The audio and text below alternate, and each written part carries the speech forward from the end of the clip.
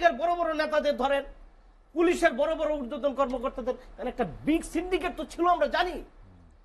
কেউ 1000 কোটি টাকার নিচে দুর্নীতি করে নাই। 3 মাস ওনারা সময় নেবেন, 3 মাসে কি কাজ করবেন রুটম্যাপ জানি না।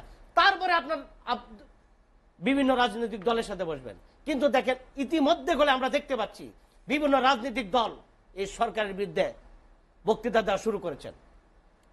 গণ অধিকার পরিষদের নুরুল হক নুর অলরেডি বলেছেন যে আপনারা যেভাবে রাষ্ট্র ক্ষমতা আছেন আপনারা 1 মাসের বেশি থাকতে পারবেন না যদি আমরা আপনাদের জন্য আন্দোলন শুরু করি। সবই আইনে আছে কিন্তু প্রয়োগ নাই। এই জন্য আমাদের মন মানসিকতার পরিবর্তন করতে হবে। যেই দলই ক্ষমতায় আসে, যে বন্ধ হয়নি দুর্বৃত্তায়ন, অনেক কিছুতে আমরা ভালো স্বপ্ন দেখি, নতুন বাংলাদেশের স্বপ্ন দেখছি, কিন্তু দুর্বৃত্তায়ন বন্ধ করা না গেলে নতুন বাংলাদেশের স্বপ্ন কতটা বাস্তবায়িত হবে? আর কেন এই দুর্বৃত্তায়ন বন্ধ হয়নি, পেছনে কারা, তাদের শক্তি আসলে কি? ধন্যবাদ। দেখুন, আমরা নতুন বাংলাদেশের স্বপ্ন দেখি, নতুন বাংলাদেশ পেয়েছি। আমাদের প্রধান উপদেষ্টা একজন সজ্জন ব্যক্তি। উনি আমাদের যে আপনার এই যে আমেরিকায় ছিলেন, উনি যে সম্মেলনে ছিলেন সেখানে উনি অনেক সম্মান পেয়েছেন। জাতিসংঘের সাধারণ অধিবেশনে তিনি, জাতিসংঘের ৭৯তম সাধারণ অধিবেশনে ছিলেন উনি। বিশ্বের অনেক ক্ষমতাধর রাষ্ট্র ওনাকে যে সম্মান দেখিয়েছে আমরা করলে সেই জন্য গর্বিত। দেখেন, উনি 12 জন রাষ্ট্রপ্রধান, সরকার প্রধানের সাথে উনি বৈঠক করেছেন, বাইডেন সহ, এবং 40 জনের বেশি বৈঠক করেছেন আপনার বিভিন্ন সংস্থার সাথে, উনি বিভিন্ন নেতৃবৃন্দের সাথে, এবং সকল দেশের সরকার প্রধান ওনাকে সহযোগিতা করার আশ্বাস দিয়েছেন। সেই জন্য করে আমরা ওনাকে পেয়ে লাকি পারসন। দেখেন, বাংলাদেশের এই দুর্নীতি কেন লাগাম টানতে পারছি না? প্রথম কথা হচ্ছে, যারা দুর্নীতি করে তারা জানে আমি যদি যেভাবেই টাকা কামাতে পারি, আমাকে যেই দলই ক্ষমতায় আসুক আমাকে আশ্রয় প্রশ্রয় দিবে। আমার বিরুদ্ধে যে মামলা হবে সেই মামলা আমার কিছু হবে না। আপনি দেখেন, এই আওয়ামী লীগ সরকারের পতনের পর যে মামলাগুলি হচ্ছে, সেই মামলাগুলি খুব বেশি দুর্নীতি নিয়ে হচ্ছে না। মামলা হচ্ছে আপনার মার্ডার হয়েছিল, সবার বিরুদ্ধে মার্ডার মামলা হচ্ছে, অথচ সবাই বলে দুর্নীতি করেছে। দুদক বলছে 300 জন মন্ত্রী, এমপি, উপদেষ্টা, আমলা, পুলিশের বড় কর্মকর্তাদের নজরদারিতে রেখেছেন। অথচ আমরা দেখছি প্রতিদিনই কম বেশি আপনার পুলিশ কর্মকর্তা বিদেশে পালিয়ে যাচ্ছেন পুলিশেরই সহায়তায়। এই যে 626 জন আপনার আর্মির হেফাজতে ছিলেন, তাদের নামগুলি সরকার প্রকাশ করতে পারে নাই। তারা কোথায় আছে আমরা জানি না। তারা যদি দুর্নীতি করে থাকে, তাদের সে দুর্নীতি অবশ্যই দুর্নীতি করেছে। আওয়ামী লীগের বড় বড় নেতাদের ধরেন, পুলিশের বড় বড় ঊর্ধ্বতন কর্মকর্তাদের, একটা বিগ সিন্ডিকেট তো ছিল আমরা জানি। কেউ 1000 কোটি টাকার নিচে দুর্নীতি করে নাই। দুর্নীতি বললে ভুল হবে, 1000 কোটি টাকা মাফিয়া ছিল ওরা। এই যে মাফিয়ারা আপনার আজকে কোথায় আছে আমরা জানি না।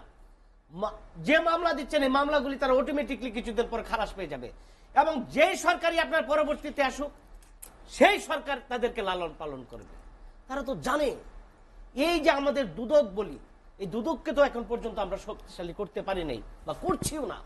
আমি আগেও বলেছি, এই দুদক হচ্ছে নোক এন্ড দন্তহীন, এবং যে স্বল্প সংখ্যক জনবল দুদকে আছে, একজন করে যদি আপনার ওনারা দুর্নীতির অনুসন্ধান করেন, বছরের পর বছর পার হয়ে যাবে, সরকারের পর সরকার চেঞ্জ হবে, কিন্তু ওই ব্যক্তির দুর্নীতি উনি ফিরিস্তি টেনে মামলা দিতে পারবেন না। তাহলে যাকে দিয়ে আপনার কাজ করতে হবে, দুর্নীতির লাগাম টানতে হবে, তাকে তো শক্তিশালী করতে হবে।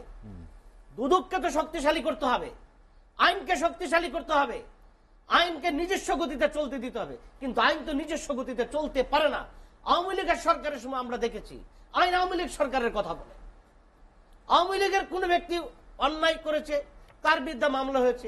ইভেন কি আপনার ড্রাগের গডফাদার, মাদকের গডফাদার, তার বিরুদ্ধে মামলা হয় নাই। আমরা কোন দেশে বাস করি? মামলা দিয়েছে নিরীহ যদি বিরোধী দল হয়। ময়লার গাড়ি পোড়ানোর মামলা হয়েছে বিএনপির মহাসচিবের বিরুদ্ধে। আমি সেটা নিয়ে প্রতিবাদ করেছিলাম যে উনি একজন সজ্জন ব্যক্তি, ওনার বিরুদ্ধে ময়লার গাড়ি পোড়ানোর মামলা কেন দিয়েছে? অথচ এত বড় বড় অপরাধ করেছে আওয়ামী লীগের নেতারা, তাদের বিরুদ্ধে মামলা হয় নাই। বড় বড় ব্যবসায়ী আওয়ামী লীগকে যেভাবে ইন্ধন দিয়েছে তাদের কোনো বিচার হয় নাই। এই টেলিভিশনের কিছু মাফিয়া ছিল সাংবাদিক, তারা আপনার সরকারের কাছ থেকে সুযোগ সুবিধা নিয়ে একজন সাংবাদিক কিভাবে হাজার কোটি টাকা সম্পত্তি হয়, তার কিভাবে প্লট ফ্ল্যাট গাড়ি বাড়ি নারী সব হয়ে যায়, এই সরকার আশ্রয় প্রশ্রয় দিয়ে তাদেরকে করেছে। কিন্তু তাদের বিরুদ্ধে এখন পর্যন্ত এই আপনার ডক্টর ইউনূস সরকার কোনো পদক্ষেপ নেয় নাই। কয়েকজন তো কারাগারে আছে। এই কয়েকজন তো এই তো আওয়ামী লীগের সময় আমরা দেখেছি আইওয়াস যাদেরকে ধরে দেখছি, এবং আপনার যারা ছাড়া পায় তাদেরকে ধরে। আপনি আইনমন্ত্রী জীবনে ধরা খেতেন না, সালমান এফরন ধরা না খেতেন যদি নদীর পারে না যেতেন, উনি পুলিশের কাছে যেতেন, আর্মির কাছে যেতেন, ওনাদেরকে আপনার আপ্যায়ন করে বিদেশে পাচার করে দিত, পার করে দিত।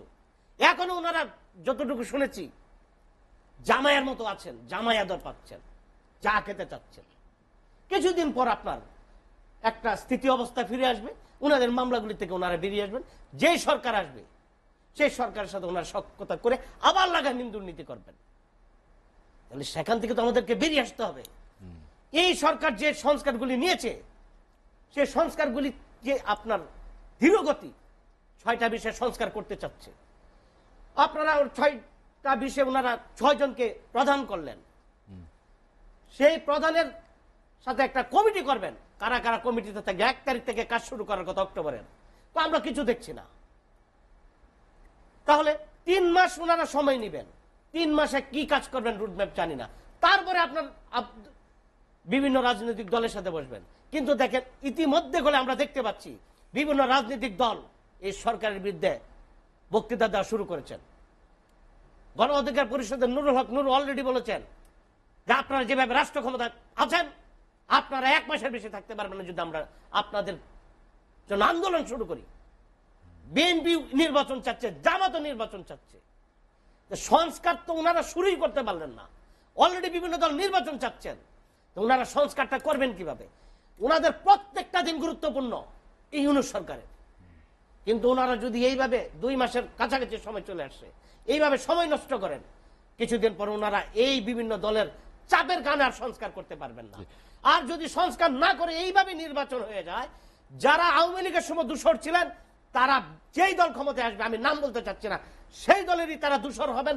তারা আবার লাগামহীন দুর্নীতি করবেন, আবার হয়তো ছাত্র জনতার কখনো অভ্যুত্থান হবে, সেই সরকারের পতন হবে। আমরা আবার টকশোতে সেইভাবেই কথা বলবো। সরকার নানাবিধ জায়গায় সংস্কার করছে। সংস্কার কার্যক্রম পরিচালনার মাধ্যমে বিশেষ করে আইন শৃঙ্খলা রক্ষাকারী বাহিনী সেখানে তাদের যে নতুন যে ভাবধারায়, নতুন যে নীতি নৈতিকতায় প্রতিষ্ঠা পাবে, সেইখানে এই সাহস বা এই অবস্থার চিরতরে বন্ধের কোনো পদক্ষেপ নেওয়া সম্ভব হবে কিনা? ধন্যবাদ। সেই সংস্কার করতে হবে এবং সকল রাজনীতিবিদদের উচিত হবে সেই জায়গাতে ঐক্যমতে পৌঁছা।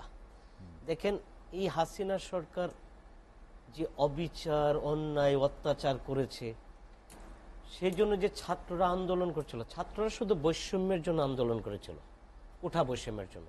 কিন্তু আপমর জনতার আকাঙ্ক্ষা ছিল এই স্বৈর শাসক ভোটের অধিকার হরণ, আমি খেতে পারছি না, আমার প্রতি অবিচার করছে, অন্যায় করছে, তার জন্য বলে জনতা নেমেছিল।